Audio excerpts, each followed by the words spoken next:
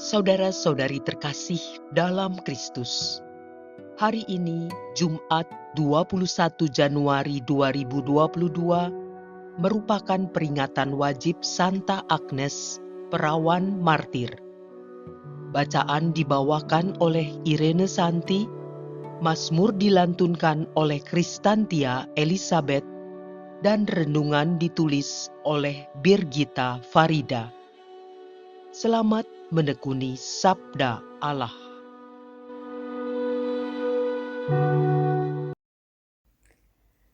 Bacaan dari kitab pertama Samuel bab 24 ayat 3 sampai dengan ayat 21. Kemudian Saul mengambil 3.000 orang yang terpilih dari seluruh orang Israel, lalu pergi mencari Daud dan orang-orangnya di gunung batu kambing hutan. Ia sampai ke kandang-kandang domba di tepi jalan. Di sana ada gua dan Saul masuk ke dalamnya untuk membuang hajat, tetapi Daud dan orang-orangnya duduk di bagian belakang gua itu. Lalu berkatalah orang-orangnya kepada Daud, "Telah tiba hari yang dikatakan Tuhan kepadamu. Sesungguhnya aku menyerahkan musuhmu ke dalam tanganmu. Maka perbuatlah kepadanya apa yang kau pandang baik." Maka Daud bangun lalu memotong punca jubah Saul dengan diam-diam. Kemudian berdebar-debarlah hati Daud karena ia telah memotong punca Saul. Lalu berkatalah ia kepada orang-orangnya, "Dijauhkan Tuhanlah kiranya daripadaku untuk melakukan hal yang demikian kepada tuanku, kepada orang yang diurapi Tuhan, yakni menjamah dia, sebab dialah orang yang diurapi Tuhan." Dan Daud mencegah orang-orangnya dengan perkataan itu. Ia tidak mengizinkan mereka bangkit menyerang Saul. Sementara itu, Saul telah bangun meninggalkan gua itu, hendak melanjutkan perjalanannya. Kemudian bangunlah Daud. Ia keluar dari dalam gua itu dan berseru kepada Saul dari belakang, katanya, "Tuanku Raja." Saul menoleh ke belakang, lalu Daud berlutut dengan mukanya ke tanah dan sujud menyembah. Lalu berkatalah Daud kepada Saul, "Mengapa engkau mendengarkan perkataan orang-orang yang mengatakan, 'Sesungguhnya Daud mengikhtiarkan celakamu'? Ketahuilah, pada hari ini matamu sendiri melihat bahwa Tuhan sekarang menyerahkan engkau ke dalam tanganku dalam gua itu. Ada orang yang telah menyuruh aku membunuh engkau, tetapi aku merasa sayang kepadamu karena pikirku, aku tidak akan menjamah tuanku itu, sebab dialah orang yang diurapi Tuhan. Lihatlah dahulu, ayahku, lihatlah kiranya punca jubahmu dalam tanganku ini. Sebab dari kenyataan bahwa aku memotong punca jubahmu dengan tidak membunuh engkau, dapatlah kau ketahui dan kau lihat bahwa tanganku bersih daripada kejahatan dan pengkhianatan, dan bahwa aku tidak berbuat dosa terhadap engkau, walaupun engkau ini mengejar-ngejar aku untuk mencabut nyawaku. Tuhan kiranya menjadi hakim di antara aku dan engkau. Tuhan kiranya membalaskan aku kepadamu, tetapi tanganku tidak akan memukul engkau. Seperti peribahasa orang tua-tua mengatakan, dari orang fasik timbul kefasikan. Tetapi tanganku tidak akan memukul engkau. Terhadap siapakah Raja Israel keluar berperang? Siapakah yang kau kejar? Anjing mati, seekor kutu saja. Sebab itu, Tuhan kiranya menjadi hakim yang memutuskan antara aku dan engkau. Dia kiranya memperhatikannya, memperjuangkan perkaraku, dan memberi keadilan kepadaku dengan melepaskan aku dari tanganmu. Setelah Daud selesai menyampaikan perkataan itu kepada Saul, berkatalah Saul, "Suaramukah itu ya anakku Daud?" Sesudah itu dengan suara nyaring menangislah Saul. Katanya kepada Daud, "Engkau lebih benar daripada aku, sebab engkau telah melakukan yang baik kepadaku, padahal aku melakukan yang jahat kepadamu. Telah kau tunjukkan pada hari ini betapa engkau telah melakukan yang baik kepadaku, walaupun Tuhan telah menyerahkan aku ke dalam tanganmu. Engkau tidak membunuh aku." Apabila seseorang mendapat musuhnya, masakan dilepaskannya dia berjalan dengan selamat? Tuhan kiranya membalaskan kepadamu kebaikan, ganti apa yang kau lakukan kepadaku pada hari ini. Oleh karena itu, sesungguhnya aku tahu bahwa engkau pasti menjadi raja, dan jabatan Raja Israel akan tetap kokoh dalam tanganmu. Demikianlah sabda Tuhan.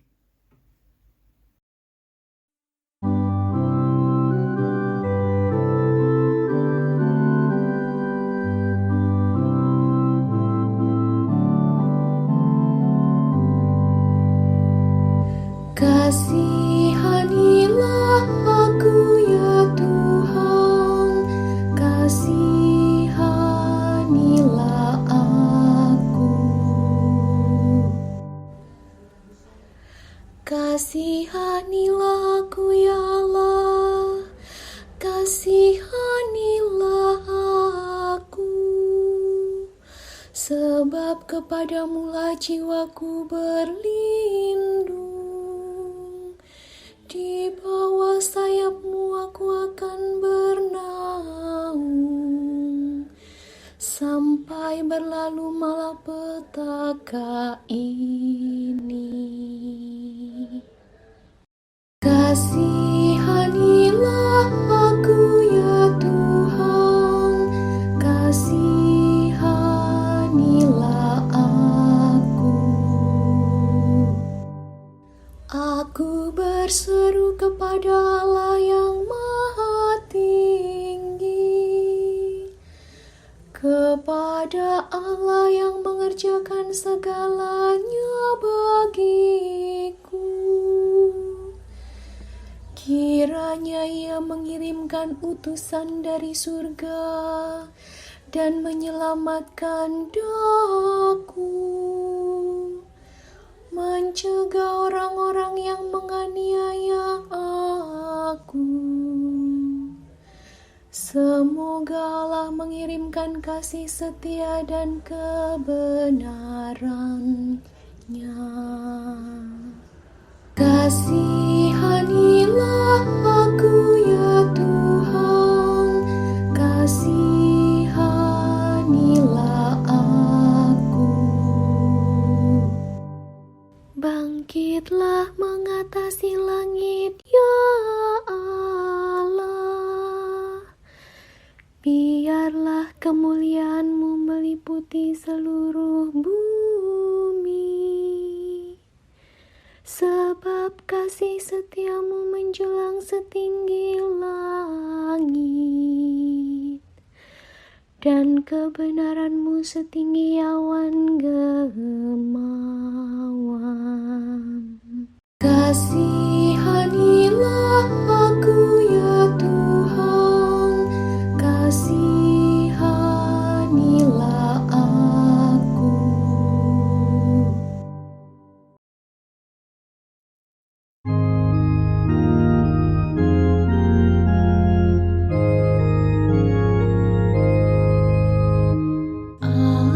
Haleluya,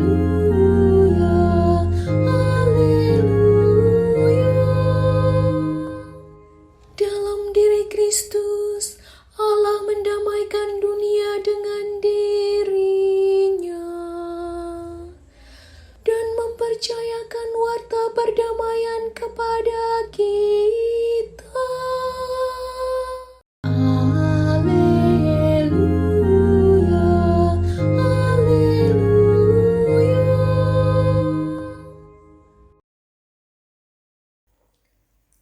Inilah Injil suci menurut Markus, bab 3, ayat 13 sampai dengan ayat 19. Kemudian naiklah Yesus ke atas bukit. Ia memanggil orang-orang yang dikehendakinya, dan mereka pun datang kepadanya. Ia menetapkan 12 orang untuk menyertai dia dan untuk diutusnya memberitakan Injil, dan diberinya kuasa untuk mengusir setan. Ke-12 orang yang ditetapkannya itu ialah Simon yang diberinya nama Petrus, Yakobus anak Zebedeus, dan Yohanes saudara Yakobus, yang keduanya diberinya nama Boanerges, yang berarti anak-anak guru. Selanjutnya Andreas, Filipus, Bartolomeus, Matius, Thomas, Yakobus anak Alfeus, Tadeus, Simon orang Zelot, dan Yudas Iskariot yang mengkhianati dia. Demikianlah sabda Tuhan.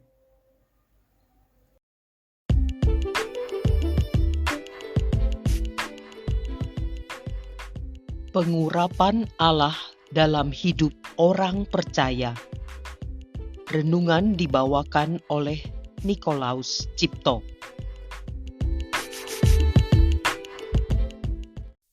Bapak, Ibu, kaum muda, remaja, dan anak-anak yang terkasih. Shalom, damai sejahtera Tuhan kita Yesus Kristus beserta kita sekalian. Bacaan Injil Markus pada hari ini menceritakan mengenai perutusan Yesus atas ke-12 para rasul. Perutusan dari Tuhan Yesus ini juga disertai dengan pengurapan ke atas para rasul. Dengan pengurapan ini, para rasul menerima berkat dan kuasa penyertaan Roh Kudus untuk menjalankan perutusan pewartaan Injil. Pada masa Perjanjian Lama, pengurapan bagi bangsa Israel menyatakan adanya suatu perutusan oleh Allah, baik perutusan sebagai raja, imam, ataupun nabi. Sebelum menjalankan perutusan sebagai raja, imam, ataupun nabi, tokoh-tokoh Perjanjian Lama ini sebelumnya memperoleh pengurapan terlebih dahulu. Pada bacaan pertama, kita mendengarkan Daud yang berulang kali menyinggung mengenai hal pengurapan.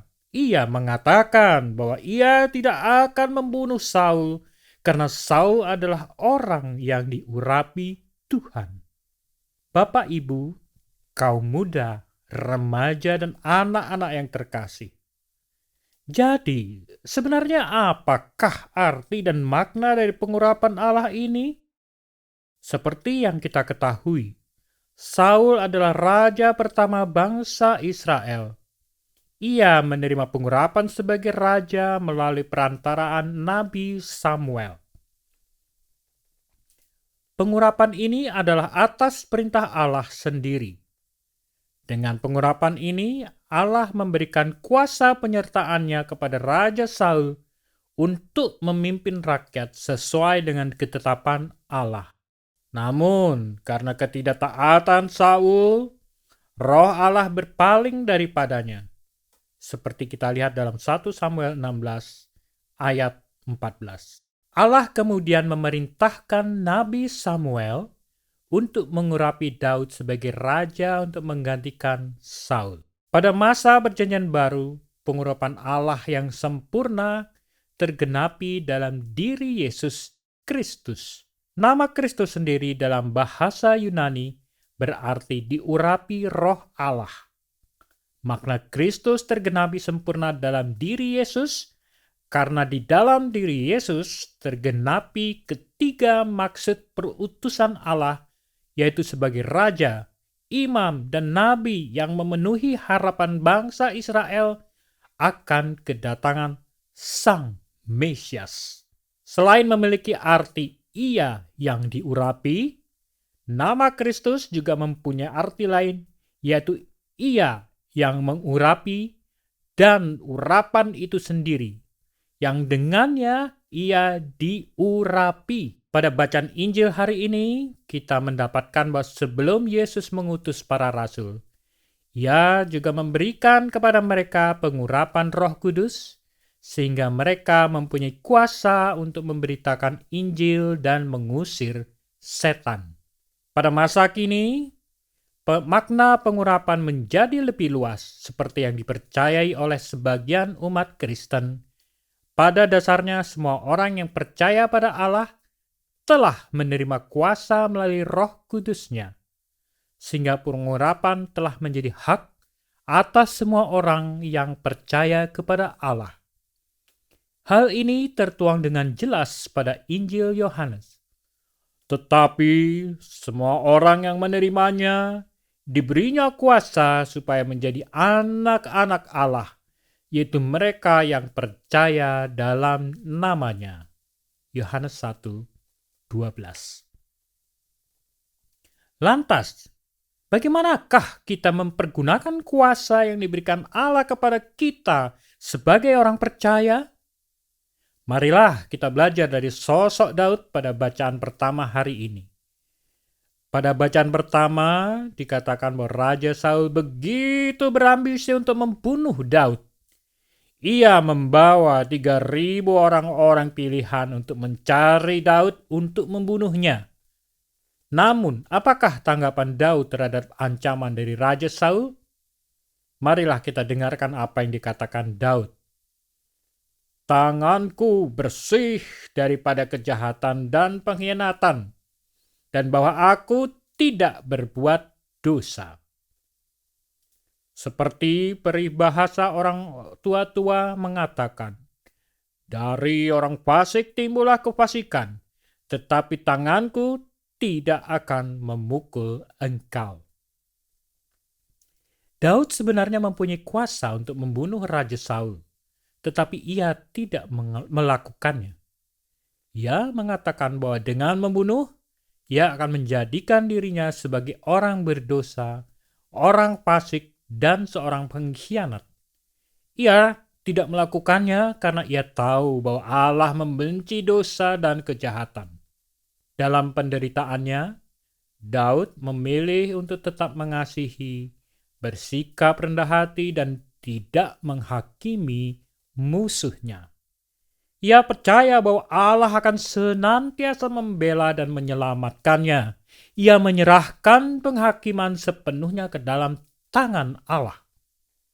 Seperti yang diteladankan oleh Daud, pengurapan Allah atas kita anak-anaknya seharusnya senantiasa membawa kepada kebaikan dan keselamatan bagi semua orang dan bukan kepada kehancuran dan kekacauan. Dalam menjalani tugas perutusan kita untuk mewartakan Injil, kita seharusnya senantiasa bekerja sama dengan kuasa penyertaan Roh Kudus, agar kita dapat semakin dimampukan untuk mengasihi Allah dan mengasihi sesama. Bapak, Ibu, kaum muda, remaja, dan anak-anak yang terkasih. Setiap tanggal 21 Januari, Gereja Katolik memperingati Hari Raya Santa Agnes, perawan dan martir. Santa Agnes adalah seorang putri bangsawan Roma yang dibesarkan dalam sebuah keluarga Kristiani. Ia bergaul untuk tidak menikah dan setia kepada Kristus. Karena kecantikannya, para pemuda banyak yang mengejarnya, namun semuanya ditolak oleh Agnes. Hal ini menyebabkan Agnes dilaporkan kepada pengadilan Romawi dengan mengungkapkan identitasnya sebagai seorang pengikut Kristus. Agnes diseret dalam keadaan telanjang bulat sepanjang jalan ke sebuah rumah bordil. Ketika Agnes berdoa, rambutnya tumbuh memanjang hingga menutupi tubuhnya. Konon, semua pria yang mencoba memperkosanya tiba-tiba menjadi buta.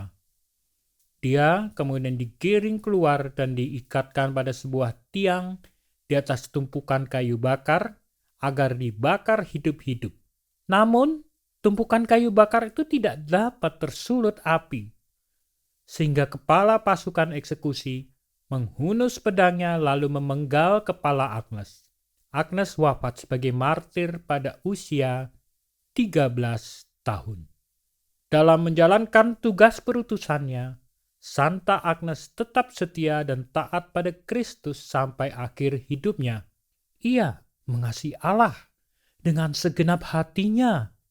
Ia percaya bahwa Kristus tetap menyertainya dan kuasa Roh Kudus akan tetap menjaga dirinya dari segala siksaan yang ditimpakan orang atas dirinya.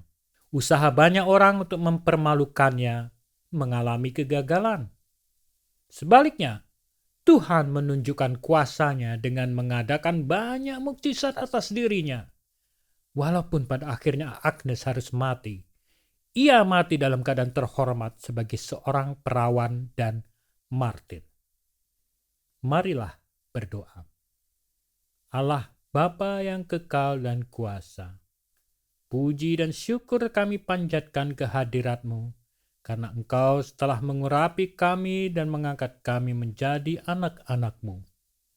Bimbinglah kami dengan kuat kuasa Roh Kudus-Mu, agar kami dapat menjalankan tugas perutusan kami dengan taat dan setia, seperti Santa Agnes. Kiranya berkat dan kuasa Roh Kudus-Mu bekerja dengan sempurna di dalam diri kami, untuk membawa kebaikan dan keselamatan bagi semua orang, untuk juga semakin mengasihi-Mu dan mengasihi sesama kami. Amin.